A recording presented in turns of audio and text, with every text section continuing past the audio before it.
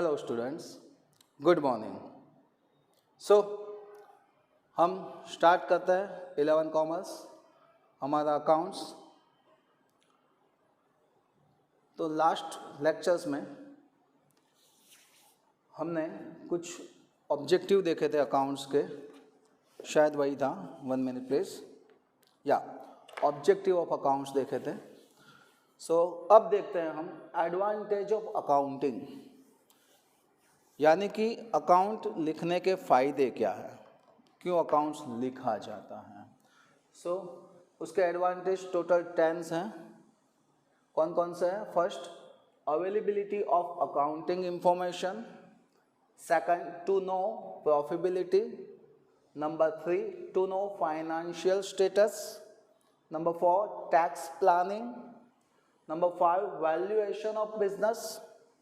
6, decision maker. 7, as an evidence.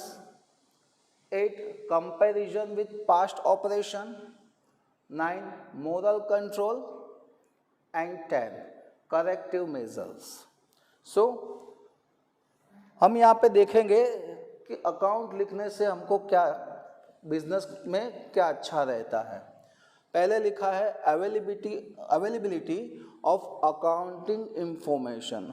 तो उसमें देखेंगे भाई कि कोई भी बिजनेस हो या कोई भी फर्म हो, वो फर्म का जो ओनर होता है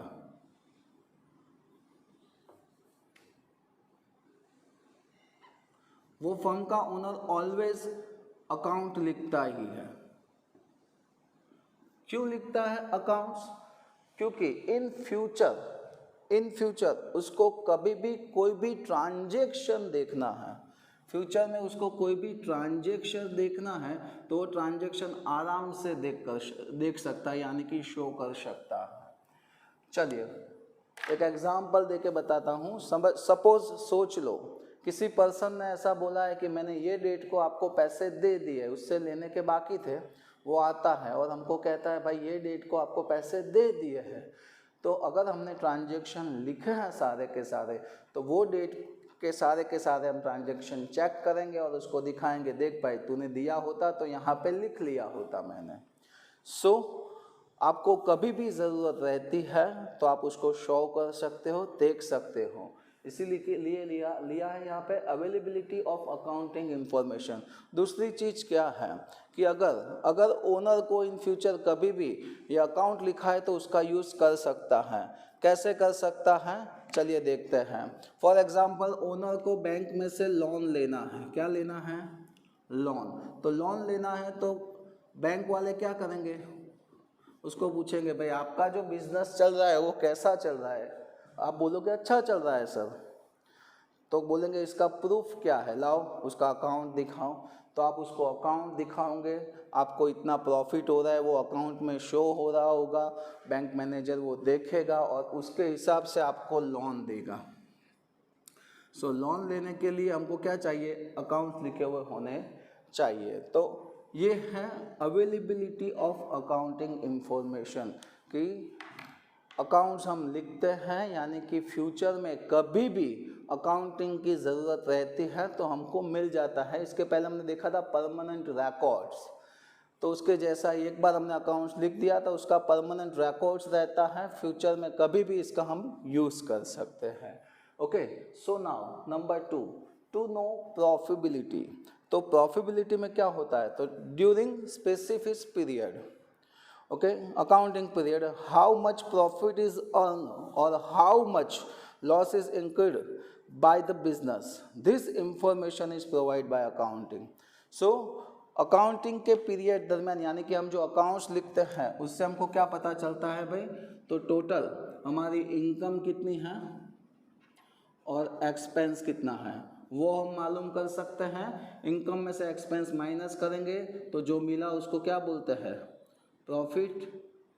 ओके, सो अगर हम सारे के सारे अकाउंट्स लिखते हैं तो इनकम में से एक्सपेंस माइनस करके हमको कितना प्रॉफिट हुआ ये जान सकते हैं।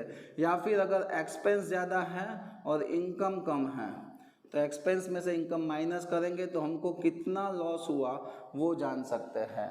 तो अकाउंट लिखने का ये सबसे अच्छा फ़ायदा यही है कि उससे हम हमारे बिजनेस का प्रॉफिट कितना हुआ ये तय कर सकते हैं, जान सकते हैं। ओके, सो यहाँ पे इसीलिए लिखा है टू नो द प्रॉफिबिलिटीज़। ओके, फिर से बोल रहा हूँ, हम जो भी अकाउंट्स लिखते हैं वो अकाउंट्स में हम सारी की सारी इनकम लिखते हैं, सारे के सारे एक्सपेंस लिखते हैं, और इनकम में से एक्सपेंस हम माइनस करते हैं तो हमको क्या मिलता है? प्रॉफिट। तो अगर हमने सारे अकाउंट्स लिखे हैं तो हमको बिजनेस में कितना प्रॉफिट हुआ या कितना लॉस हुआ ये पता चल सकता है। Next, number 3, to know financial status. अगर हम अकाउंट्स लिखते हैं तो इससे हमारा फाइनेंशियल स्टेटस कैसे पता चलता है? ये फाइनेंशियल स्टेटस हमको बैलेंस शीट से पता चलता है। सर ये बैलेंस शीट क्या है वो आगे जाके आपको पता चलेगा, अभी आपके लिए न्यू सब्जेक्ट है इसीलिए, क्योंकि ये लास्ट वाला टॉपिक है बैलेंस शीट। पूरे अकाउंट्स में लास्ट वाला टॉपिक है बैलेंस शीट, उसकी वजह से आपको अभी पता नहीं चलेगा। सो देखते हैं, यहाँ पे लिखा है टू नो फाइनेंशियल स्टेटस। तो हम अकाउंट्स लिखते हैं तो अकाउंट्स लिख के हमको पता चलता है हमारे बिजनेस की लाइबिलिटीज़ कितनी हैं एंड एसेट्स कितनी हैं। फिर से बोल रहा हूँ कि हम अकाउंट्स लिखते हैं तो हमको पता चलता है कि हमारे बिजनेस की लाइबिलिटीज़ कितनी हैं, एसेट्स कितनी हैं। अगर लाइबिलिटीज़ एसेट्स से कम है, यानी कि हमारी एसेट्स ज़्यादा हैं एंड लाइबिलिटीज़ कम है, तो हमारे बिजनेस की इकोनॉमिकल कंडीशन गुड, अच्छी है ऐसा बोला जाएगा। बट बाय मिस्टेक इसका उल्टा होता है, यानी कि लाइबिलिटीज़ ज़्यादा हैं एंड एसेट्स कम हैं। लाइबिलिटीज़ ज़्यादा हैं एंड एसेट्स कम हैं, तो हमारे बिजनेस की इकोनॉमिकल कंडीशन बहुत वीक है ऐसा बोला जाएगा। सो ये आपको पहले भी मैंने बताया था, लाइबिलिटीज़ किसको बोलते हैं? लाइबिलिटीज़ यानी किसी के पास से हमने पैसे लिए हैं या फिर किसी के पास से क्रेडिट पे गुड्स लिया है, यानी कि सामने वाले पर्सन को पैसा देने का बाकी है, इट्स कॉल्ड लाइबिलिटीज़। फिर से, किसी पर्सन को अगर पैसे देने के बाकी हैं so it's called a liabilities. Next हम देखते हैं बुक के हिसाब से, at the end of the period what is the size of liabilities for the business can be ascertain if the size of liabilities of business is more, it's indicate weak economical condition। मैंने बोला ना आपको कि भाई हमारी liabilities की size assets से अगर ज़्यादा है तो हमारे बिजनेस की कंडीशन क्या बोली जाएगी? weak है। but if the size of liabilities of business is less, is indicated good condition, good economical condition। हमारे लाइबिलिटीज़ की साइज एसेट्स की साइज से अगर कम है तो हमारे बिजनेस की इकोनॉमिकल कंडीशन गुड है ऐसा बोला जाएगा। सो ये था टू नो फाइनेंशियल स्टेटस। तो इसके हिसाब से हमको पता चलता है, हम अकाउंट्स लिखते हैं, लाइबिलिटीज़ और एसेट्स की एंट्री करते हैं तो हमको ये पता चलता है कि हमारा बिजनेस कैसे चल रहा है, हमारे बिजनेस की इकोनॉमिकल कंडीशन क्या है, फाइनेंशियल स्टेटस क्या है, बिजनेस में कुछ पैसा बचेगा या नहीं बचेगा, प्रॉफिट होगा या लॉस होगा, ये सब कुछ हम जान सकते हैं। ओके, नेक्स्ट तो आगे बढ़ते हैं, नंबर देखते हैं टैक्स प्लानिंग। सो उसके लिए बुक में क्या लिखा है वो देख लेते हैं पहले। Tax planning, tax on earn income has to be paid by every business unit in different forms. The determined of tax size is based on quantum size of transaction of business, keeping in mind quantum of transaction, what amount of tax is to be paid for respective period is as certain from accounts. From this information, planning for tax payable during the period can be made। सो इसमें ज़्यादा कुछ आपको पता नहीं चला होगा, but मैं बताता हूँ। टैक्स प्लानिंग का मीनिंग यहाँ पे क्या होता है, अगर आप अपने फर्म से अकाउंट्स लिख रहे हो तो आप उसका टैक्स प्लानिंग कर सकते हो। कैसे? तो हम अकाउंट्स लिखते हैं, बिजनेस में जो भी ट्रांजैक्शन होते हैं, जो भी ट्रांजैक्शन होते हैं उसको आप नोट डाउन करते हो तो उसके हिसाब से आपको पता चलता है बिजनेस में इनकम कितनी है, बिजनेस का एक्सपेंस कितना है। सो आपके बिजनेस की इनकम एक्सपेंस से अगर ज़्यादा होती है तो ऑफिशियली आपको क्या होता है, प्रॉफिट, और जितना भी प्रॉफिट होता है उसके हिसाब से आप कैलकुलेशन कर सकते हो कि भाई कितना आपको टैक्स पे करना है, ये कैलकुलेशन हो सकता है। वन सिंपल आपको एग्जांपल दे रहा हूँ। देखो, अगर आपने अकाउंट नहीं लिखा है तो आप कैसे रॉन्ग टैक्स प्लानिंग कर सकते हो। सोचो, आप इंपोर्ट करते हो गुड्स फॉरेन से, आप गुड्स मंगवाते हो 1 लाख का और आप उसको सेल करते हो 1,20,000 में। ये परचेस किया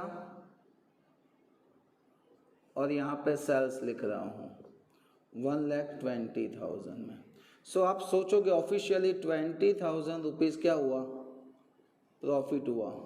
चलिए, वीक में ऐसे गुड्स आप 4 टाइम्स मंगवाते हो। वीक में कितने टाइम्स? 4 टाइम्स, यानी कि एवरी वीक 20,000 का प्रॉफिट। मंथ में 4 वीक होते हैं, 20,000 इंटू 4 कीजिए,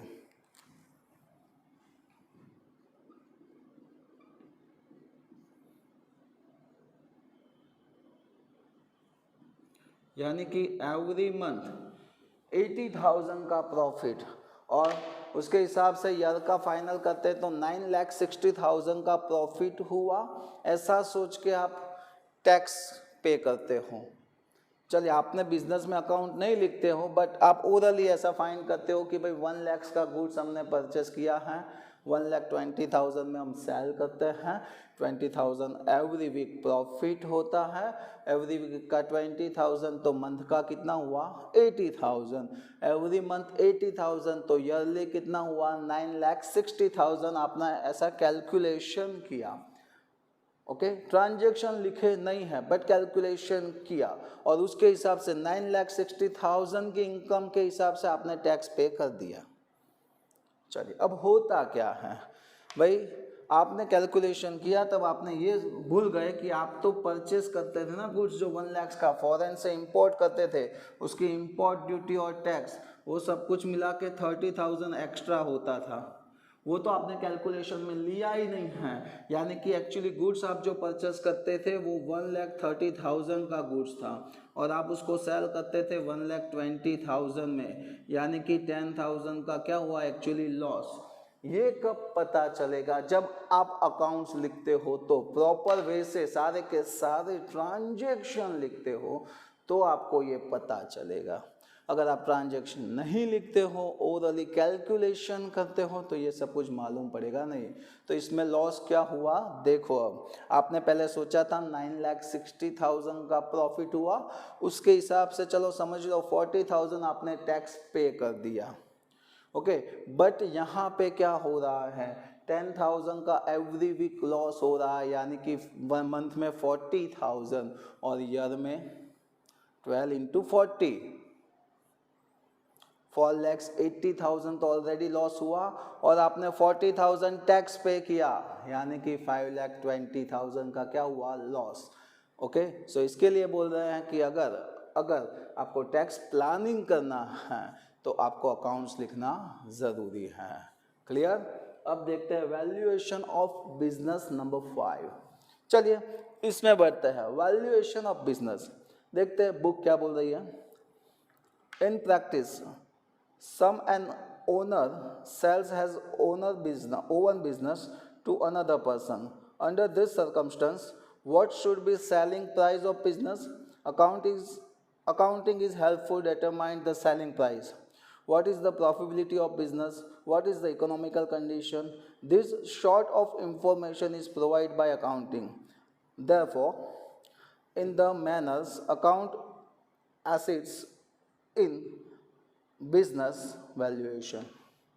सो यहाँ पे बोला है वैल्यूएशन ऑफ बिजनेस, यानी कि अगर सोच लो, अगर आपको बिजनेस सेल करना है, क्या करना है, सेल, तो चलो समझ लो मुझको मेरा बिजनेस सेल करना है, सामने वाला पर्सन को सेल करना है, तो सामने वाला पर्सन क्या बोलेगा कि भाई आपके बिजनेस की रेपुटेशन क्या है, प्रॉफिट क्या है, ये सब कुछ तो वो जानना चाहेगा ना। वैसे ही कोई बिजनेस तो परचेस नहीं कर लेता है। तो अगर मैंने सारे के सारे अकाउंट्स लिखे हैं, ओके, तो उसके हिसाब से मैं उसको बता सकता हूँ कि भी दिखा भी सकता हूँ कि बिजनेस में प्रॉफिट कितना हो रहा है एवरी ईयर। फॉर एग्जांपल मैं बिजनेस सेल कर रहा हूँ और सामने वालों पर्सन को बोल रहा हूँ कि भाई 20 लाख का एवरी ईयर प्रॉफिट हो रहा है, तो सामने वाला पर्सन बोलेगा प्रूफ दिखाओ, तो हम अकाउंट्स हमारे दिखाएंगे, उसमें 20 लाख प्रॉफिट दिखा रहा होगा। सेकंड थिंग, कोई भी पर्सन अगर कोई बिजनेस परचेस करता है, आप भी अगर कोई बिजनेस परचेस करते हो ना, तो पहले बिजनेस की इकोनॉमिकल कंडीशन देखनी चाहिए। वो कैसे पता चलेगा इकोनॉमिकल कंडीशन, तो आप उसकी एसेट्स चेक करनी पड़ेगी और उसकी लाइबिलिटी चेक करनी पड़ेगी। दो चीज़ें यहाँ पे चेक होती है इकोनॉमिकल कंडीशन के लिए, एसेट्स एंड लाइबिलिटीज़। अगर एसेट्स ज़्यादा है और लाइबिलिटीज़ कम है तो इसको बोला जाएगा इकोनॉमिकल कंडीशन इज़ गुड। आ गया था ऐसे यहाँ पे। बट इसका उल्टा, एसेट्स कम है लाइबिलिटीज़ ज़्यादा है तो कैसा बोला जाएगा, economical condition is a weak, not good, ऐसा लिखो ना भाई, चलेगा। ओके, सो अगर आपको बिजनेस सेल करना है तो उसमें भी अकाउंट्स यूज़फुल है। कैसे यूज़फुल है, तो सामने वाले पर्सन को अगर आपको प्रॉफिट कितना हुआ वो बताना है तो आप हमारे अकाउंट्स के हिसाब से उसको बता सकते हैं इतना प्रॉफिट हुआ। हमारे बिजनेस की इकोनॉमिकल कंडीशन क्या है वो हम अकाउंट्स थ्रू उसको बता सकते हैं या फिर दिखा भी सकते हैं। सो अब अगर कभी बिजनेस सेल करने की ज़रूरत आई तो भी accounts is very useful. Next number 6, decision maker. So इसमें देखते हैं डिसीजन मेकर में क्या है। Different form of business like a solo proprietors, partnership firm and company prepare their own accounts. Specifically, accounts of company are used to several stockholders like creditors, shareholders, investors. For this investment business, accounting plays vital roles in decision making. चलिए, ये कुछ आपको पता नहीं चलेगा क्योंकि ये है ना कंपनी रिगार्डिंग है। देखो कैसे आएगा, अकाउंट्स कौन कौन लिखता है, एक तो सोलो प्रोप्राइटर्स, सेकंड है पार्टनर्स,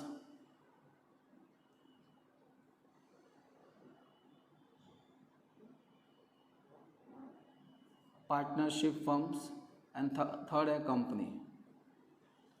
चलिए, इसमें से हम बात करते हैं कंपनी की। मैं नॉर्मल लैंग्वेज में आपको कंपनी बताता हूँ क्या होता है कंपनी में। अगर आपको कोई कंपनी स्टार्ट करनी है तो आप उसके क्या इशू करेंगे, शेयर इशू करेंगे। नॉर्मल चीज़ तो आप सबको पता है। जो भी पर्सन ये शेयर परचेस करता है उस पर्सन को हम क्या बोलते हैं, share holders. Same to same अगर कंपनी को ज़्यादा पैसे की ज़रूरत है तो कंपनी डिबेंचर इशू करती है। ओके, सो जो भी पर्सन ये डिबेंचर परचेस करता है उसको बोलते हैं डिबेंचर होल्डर्स। चलिए, अब क्या होता है, डिसीजन मेकर किसको बोलते हैं।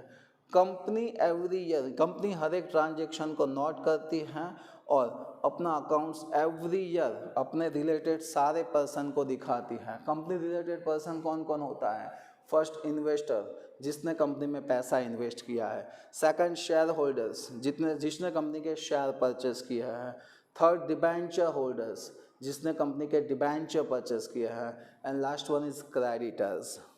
सो क्रेडिटर्स यानी कि जिसने कंपनी को क्रेडिट पे गुड्स दिया है, रॉ मटेरियल्स दिया है, ऐसे पर्सन। तो ऐसे पर्सन को डिसीजन लेने में यह अकाउंटिंग हेल्पफुल है। कैसे?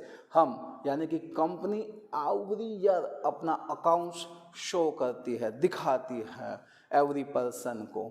सो अब फॉर एग्जांपल बात कर रहा हूँ, शेयर होल्डर्स है, डिबेंचर होल्डर्स है या इन्वेस्टर है, वो चेक करेंगे। क्या चेक करेंगे? कंपनी के सारे अकाउंट्स चेक करेंगे और उसको पता चल रहा है कि कंपनी का प्रॉफिट मार्जिन बढ़ रहा है, एवरी ईयर इंक्रीज हो रहा है। तो क्या होगा कि उनको अगर कंपनी में ज़्यादा पैसा इन्वेस्ट करना है तो वो डिसीजन ले सकते हैं कि कंपनी में पैसा इन्वेस्ट कर सकते हैं या नहीं। आप ऑफिशियली सोच सकते हो कि अगर कोई कंपनी ऐसी है जिसका प्रॉफिट लगातार बढ़ रही रहा है, ऊपर ही जा रहा है, तो आप उसमें इन्वेस्ट करेंगे क्योंकि फ्यूचर में आपको उसका फ़ायदा रहेगा। बट अगर उसका प्रॉफिट एवरी ईयर लेस हो रहा है तो हम क्या करेंगे? उसमें आप इन्वेस्ट नहीं कर सकते हो। सो ऐसा कोई पैसा इन्वेस्ट करने की बात है, यानी कि कहीं पे इन्वेस्टमेंट करना है, तो ये accounting is very useful to you. Next, उसके बाद हम बात करते हैं कंपनी में, तो वो बात करते हैं क्रेडिटर्स की। सो क्रेडिटर्स यानी ऐसा पर्सन जो क्रेडिट पे हमको गुड्स देता है, तो वो भी चेक कर रहा है कि कंपनी को प्रॉफिट हो रहा है या लॉस। अगर कंपनी को प्रॉफिट हो रहा है एवरी ईयर तो वो भी अपना गुड्स क्रेडिट पे देगा, अगर लॉस हो रहा है तो नहीं देगा। इसके लिए यहाँ पे बोला जा रहा है डिसीजन मेकर, कि किसी को भी डिसीजन लेना है तो उसके लिए अकाउंटिंग वेरी यूजफुल। नेक्स्ट, उसके बाद देखते हैं एज एन एविडेंस। सो कैसे आएगा एज एन एविडेंस? तो देखते हैं, the information of account is based on accounting rules and principles, thus account prepared in such manners are considered rebels. Due to this quality of reliability at the time of any dispute, account are used as evidence. चलिए, ये कुछ ज़्यादा नहीं है। Evidence कैसे use कर सकते हैं? तो देखो, मैंने आपको बोला कि एविडेंस के हिसाब से हमको कैसे कर सकते हैं।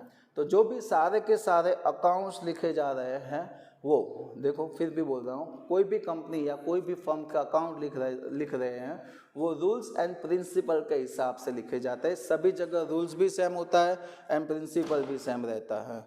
ओके, रूल्स एंड प्रिंसिपल के हिसाब से अकाउंट्स लिखे जाते हैं, और उसके हिसाब से अकाउंट लिखने से फ़ायदा क्या रहेगा कि हम किसी भी अकाउंट्स को किसी और बिजनेस के अकाउंट्स के साथ मैच कर सकते हैं। ओके, नेक्स्ट आगे बढ़ते हैं। यहाँ बोल रहे हैं एविडेंस।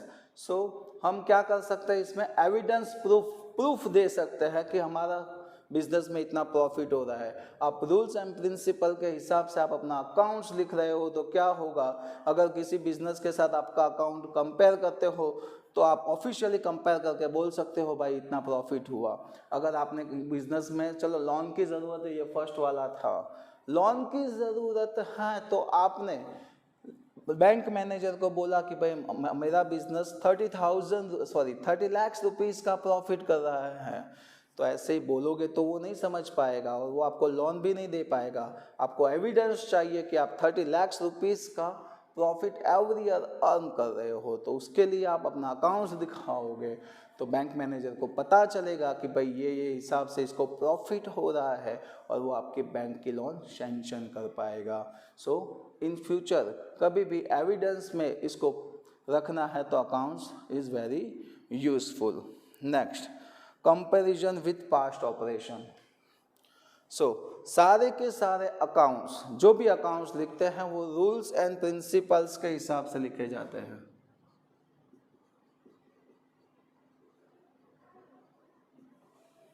रूल्स एंड प्रिंसिपल्स के हिसाब से लिखे जाते हैं, यानी कि every year rules and principle same रहता है। कोई भी जगह जाओ, हमारे बिजनेस के अकाउंट्स देखो या किसी और बिजनेस के अकाउंट्स देखो, सभी जगह रूल्स एंड प्रिंसिपल्स क्या रहते हैं? सेम रहते हैं सर, राइट। यानी कि हमने जो भी अकाउंट्स लिखे हैं एवरी ईयर, उसके रूल्स एंड प्रिंसिपल सेम रहते हैं। उसके हिसाब से लास्ट ईयर, यानी कि चलो समझ लो कि 5 ईयर पहले के अकाउंट्स और अब करंट ईयर के अकाउंट्स को हम मैच करना चाहते हैं, ओके, तो हम मैच कर सकते हैं, उसका कंपेयर कर सकते हैं। फॉर एग्जांपल ऐसा सोचो कि भाई जून तक 5 ईयर पहले कितना प्रॉफिट था और करंट ईयर में कितना प्रॉफिट है। एवरी मंथ का प्रॉफिट भी आप चेक करना चाहो तो कर सकते हो और उसके हिसाब से आपको पता चलेगा कि भाई 5 ईयर पहले इतना प्रॉफिट हो रहा था, करंट ईयर में इतना हो रहा है, तो हमारा प्रॉफिट 5 ईयर पहले जो था उससे इंक्रीज हुआ है या डिक्रीज हुआ है। ये तो 5 ईयर पहले की बात है। मैं लास्ट ईयर के साथ कंपेयर करता हूँ। समझ लो कि लास्ट ईयर जून मंथ तक आपके बिजनेस का प्रॉफिट था 6 लाख रुपीज़ और करंट मंथ की बात करते हैं, करंट ईयर की बात करते हैं। करंट ईयर में जून तक का आपका प्रॉफिट हुआ 10 लैक्स। तो ऑफिशियली आपको पता चलेगा कि लास्ट ईयर 6 लैक्स था, करंट ईयर में 10 लैक्स हुआ, यानी कि 4 लैक्स प्रॉफिट क्या हुआ, इंक्रीज हुआ है। सो ये बिजनेस के लिए अच्छी बात है। सो ऐसा कंपैरिजन करना हो तो उसके लिए account is very useful. Okay, so उसके बाद देखते हैं नंबर 9। सो देखते हैं number 9, moral control. So moral control में क्या होगा, accounts are in written form, those are useful as evidence. ये भी हमने देखा। 10, the chance of fraud made by employees are reduce, account assist to kept moral control over the employees. यानी कि आप अकाउंट्स लिखते हो तो अपने बिजनेस पे मोरल कंट्रोल रख सकते हो। कैसे? इन शॉर्ट आपको नॉर्मल लैंग्वेज में बताऊँ तो चलो सुनो। हम अकाउंट्स लिखते हैं, चलिए आज का कल का हमने अकाउंट्स लिखा तो हमको पता चला अभी कल की टोटल इनकम 5000 है। ये कब पता चलेगा? अगर हम अकाउंट्स लिखते हैं तो पता चला कल के दिन की हमारी इनकम 5000 रुपीज़ थी, तो हम बिजनेस के कैश में चेक करेंगे कि कैश 5000 है कि नहीं है। हमने कैश चेक किया तो उसमें से कितना निकला, 4500। तो इसका मीनिंग क्या हुआ? इसका मीनिंग ये हुआ कि 500 रुपीज़ कम है, यानी कि किसी के पास से लेने के रह गए हैं या फिर कोई लेके चला गया है। हम हमारे कैमरास लगाए हुए थे, उसको चेक करते तो पता चलता है किसी एम्प्लॉय ने हमारा ड्रॉवर खोला था और उसमें से 500 रुपीज़ निकाल दिए। सो ये फ्रॉड हुआ, ऐसा बोला जाएगा, राइट? तो ये फ्रॉड हम चेक कर सकते हैं। बट सोचो अगर आपने अकाउंट्स लिखा ही नहीं है, तो आपको पता ही नहीं चलेगा कि 5000 की इनकम हुई है, आपको पता ही नहीं चलेगा, तो आप कंपेयर नहीं कर सकते हो। सोच लो आपने लिखा ही नहीं है, आपने बिजनेस में लॉकर खोला तो उसमें से 4500 मिले, तो आप ऐसा सोचोगे चलो कल की टोटल इनकम 4500 होगी। ये सोच के आप कुछ भी चेक नहीं करोगे, राइट?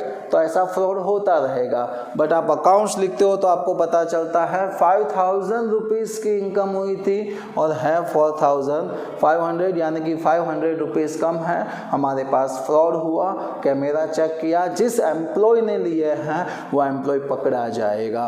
और इसी तरीके से हम हमारे बिजनेस में कंट्रोल रख सकते हैं एम्प्लॉय पर भी। Okay, and last one is corrective measures. उसमें देखते हैं नंबर 10, करेक्टिव मेजर्स। उसमें है कि in practice it's so happens that the business of suffered due to some past decision made by the owner of management of business। चलिए हम shortcut में बता देते हैं। यहाँ पे बोला है करेक्टिव मेजर्स, यानी कि मैनेजमेंट, बिजनेस के ओनर या मैनेजमेंट फ्यूचर में कुछ ऐसा डिसीजन लिया है जिसके हिसाब से बिजनेस को लॉस हुआ था। फिर से बोल रहा हूँ, ओनर ने या मैनेजमेंट ने इन पास्ट में ऐसा कोई डिसीजन लिया था जिसके हिसाब से बिजनेस को लॉस हुआ था। तो जब अब नेक्स्ट टाइम ऐसा कोई डिसीजन लेना है तो वो बिजनेस या मैनेजमेंट चेक करेगा कि लास्ट ईयर के डिसीजन का क्या प्रॉब्लम हुआ था और उसके हिसाब से उसको चेंज करेगा अपना डिसीजन और करेक्ट मेजर लेगा। यानी कि अकाउंट देखेगा और पता चलेगा कहाँ कहाँ पे मिस्टेक हुई है, कहाँ कहाँ पे डिसीजन रॉन्ग लिया गया है, और इन फ्यूचर यानी कि अभी या इन फ्यूचर में भी वो अपना ये डिसीजन चेंज करेगा और करेक्टिव मेजर ले सकता है जिसके हिसाब से लॉस होने के चांसेस कम हो जाए एंड बिजनेस प्रॉफिट अर्न कर सके। सो ये थे हमारे एडवांटेज ऑफ अकाउंट। फिर से एक बार 10 टॉपिक देख लेते हैं। Availability of accounting information, second to know profitability, third to know financial status, fourth tax planning, fifth valuation of business, sixth decision maker, seven as an evidence, 8 comparison with past operation, 9 moral control and 10 corrective measures। Okay, सो यहाँ तक आपको book में लिखने का रहेगा। सो इतना आज का होमवर्क है। जय हिंद, जय भारत।